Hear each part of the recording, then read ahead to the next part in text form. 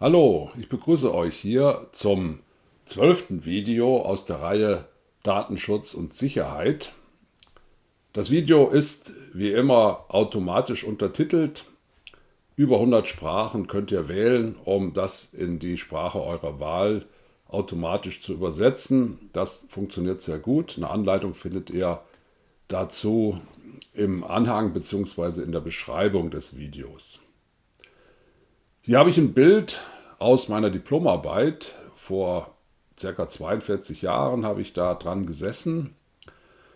Da habe ich eine Anekdote. Ihr seht hier auf diesem Bild das Programm. Jede Zeile war damals eine Lochkarte. Das heißt, was ihr hier auf dem Bild seht, das sind etwa 30 Zeilen oder 35 Zeilen. Entsprechend viele Lochkarten. Und wenn man solche Lochkarten damals verloren hat, und das ist mir einmal passiert, dann war die Arbeit weg. Und wenn man da eben längere Zeit dran gesessen hat und hat ausprobiert und hat sich keine entsprechenden Notizen gemacht, dann war also viel Arbeit verloren. Das passiert heute auch noch so. Hier sehen wir die Geräte, die ich zu damaliger Zeit verwendet habe. Hier oben den Lochkartenstanzer, eine Schreibmaschine, so ähnlich war die Tastatur aufgebaut. Und da hinten wurden dann die Karten gelocht. Wie das denn aussah, sehen wir hier in der Wikipedia. Also das nochmal zu der Anekdote. Jetzt komme ich zum eigentlichen Thema, nicht mehr Anekdote. Wenn heute jemand, der an seiner Masterarbeit sitzt oder an der Bachelorarbeit, wenn er sein Notebook verliert und hat keine Datensicherung, dann ist das natürlich auch sehr ärgerlich. Das Notebook, das kann man für ein paar hundert Euro neu beschaffen. Da werden die Eltern sicherlich bereit sein, mal schnell einen Zuschuss zu geben. Aber wenn da jetzt Monate Arbeit drauf war und man kann das nicht wiederherstellen, dann ist das natürlich sehr schlecht, weil dann muss man das auch dem Professor oder dem Gremium, was die Arbeit begutachtet, erklären, warum man nicht rechtzeitig abgeben kann. Deshalb ist es also äußerst sinnvoll, eine Datensicherung zu machen. Wenn man sich mal ganz schlimm vertut oder verschreibt, dann kann man eventuell eine Datensicherung auf der gleichen Festplatte machen. Mache ich heute auch noch. Wenn ich also hier etwas erstelle, dann speichere ich nicht nur eine Version, sondern ich tue eine fortlaufende Nummerierung durchführen. Und wenn ich dann fertig bin und habe die Endversion und bin damit zufrieden, dann lösche ich die alten Versionen und behalte nur das Aktuelle.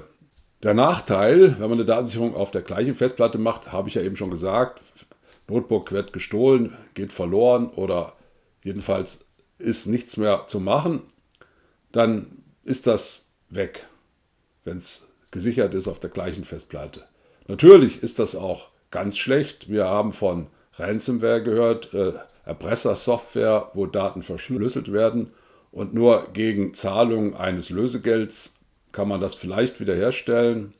Es kann natürlich auch im Worst Case passieren, ein Headcrash, das heißt der Schreiblesekopf der Festplatte kommt auf die Oberfläche und raspelt da so ein paar Teile ab und dann ist das wie Schmirgelpapier, was man da über die Festplatte streicht und dann hat man auch keine Chance, das mal schnell und einfach wiederherzustellen. Was geht, und das will ich hier auch gleich sagen, das findet ihr auch im Anhang zu meiner Beschreibung hier zu dem Video, das ist, wenn jetzt jemand seine Festplatte versehentlich ins Feuer wirft, ne, weil vielleicht Kripo-Beamte stehen vor der Tür oder er hat vielleicht da irgendwelche Schwarzgelder, die da drauf gespeichert sind, dann ist ein PC, der mal so schnell im Feuer landet, in der Regel immer noch in der Lage, die Daten abzugeben. Zwar nicht mehr auf dem üblichen Weg, aber dann gibt es Datenforensiker, die schaffen das auch, so ein PC, der vom Feuer schon angekokelt ist oder vielleicht von der Flutkatastrophe heimgesucht wurde, wie damals bei dem A-Hochwasser. Der Rechner ist sicherlich kaputt, aber die Daten, die wird man mit 99%iger Wahrscheinlichkeit wiederherstellen können. Das kostet dann zwar ein paar hundert Euro, bis zu 10.000 oder 20.000 Euro, habe ich gelesen, mussten Firmen zahlen, wenn sie ihre Daten wiederherstellen wollten. Dann ist das aber machbar. Und das ist also auch ein Punkt. Wichtiges sollte man mindestens einmal sichern. Da gibt es unterschiedliche Medien, wenn man das jetzt nicht auf der gleichen Festplatte machen sollte.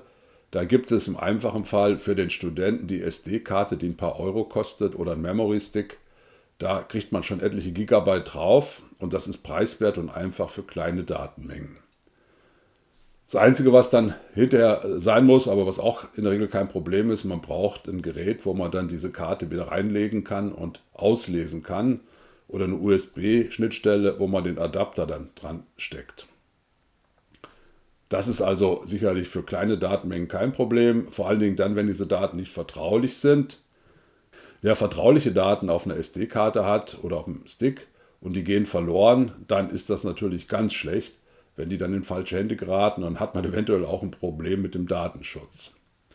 Das Gleiche gilt natürlich auch bei dem, was ich jahrelang gemacht habe, weil ich bin nebenbei auch noch Geschäftsführer von einer kleinen GmbH und muss deshalb die Daten im Zusammenhang mit der Buchhaltung 10 Jahre aufbewahren, falls das Finanzamt prüft. Und da habe ich für viele Jahre lang immer die Daten auf eine CD gesichert. Das war dann meist eine Excel-Tabelle oder Excel-Arbeitsmappe. Die habe ich dann gesichert und habe die dann mit dem Ordner dann eingelagert, falls dann mal wirklich ein Prüfer kommt. CDs, die weniger als 1 Euro kosten, das ist einfach und preiswert für kleine Datenmengen. Aber man muss eben dann auch sicherstellen, wenn man die braucht in ein paar Jahren, dann muss es irgendwo noch ein CD- oder DVD-Laufwerk geben, was diese Datenträger lesen kann. Jetzt kommen wir zu dem, was ich jetzt in der Regel mache. Einmal pro Monat, vielleicht auch nur einmal pro Quartal, wenn ich nicht allzu viele Daten bewegt habe. Ich habe mehrere externe Festplatten, die könnten auch an der Fritzbox angeschlossen sein. Dann heißt das Network Attached Storage, weil diese Festplatten dann vom ganzen Netzwerk aus benutzt werden könnten. Und das ist eine einfache und preiswerte Lösung, wenn man in einem LAN, in einem kleinen Netzwerk Daten sichern muss. Man muss natürlich dann auch wieder sicherstellen, wenn das jetzt eine Arztpraxis ist, dann darf es nicht passieren, dass diese Festplatte dann einfach mal gestohlen wird. Wenn wir uns vorstellen, das ist ein Arzt, der Geschlechtskrankheiten behandelt und diese kommen in falsche Hände, vor allen Dingen dann, wenn da noch Promis unter den Patienten sind, dann wäre das natürlich ein super GAU und da könnten dann Erpresser könnten da also eine Menge versuchen. Wenn man ganz große Datenmengen hat, das gilt früher wie heute, dann gibt es immer noch die Sicherungsbänder. Da passen viele Terabyte drauf. Wenn man jetzt die Maximallösung braucht, maximal 1 Petabyte ist wohl mittlerweile möglich. Das sind 1000 Terabyte. Und das ist natürlich eine ideale Sache für mittlere bis große Datenmengen. Nachteil ist natürlich, da braucht man eine entsprechende Hardware für, wo man diese Bänder einlegt und das ist natürlich ein enormer Kostenfaktor, aber für einen Betrieb, wo viele 100 oder 1000 Menschen dann beschäftigt sind und täglich große Datenmengen anfallen, ist das natürlich eine sehr gute Lösung. Was wiederum einfach und skalierbar ist, das ist der Cloud-Service, mit dem man auch Daten speichern kann. Backup via Cloud, kostengünstig und skalierbar. Da spricht man eben mit Datenschutzbeauftragten im eigenen Unternehmen oder mit Beratern und dann, die sagen einem dann, was ist da zu berücksichtigen und entsprechend teuer oder preiswert ist dann die Lösung. Nachteil ist natürlich wieder, da zitiere ich mal wieder Edward Snowden, der hat eben behauptet, dass der NSA und andere Geheimdienste natürlich ein hochgradiges Interesse daran haben, Daten aus diesen Cloud-Speichern abzuschöpfen. Dass das geht, hat er ja selbst gezeigt. Er hat seine Daten mitgenommen nach Hongkong, beziehungsweise Endlager ist derzeit Moskau.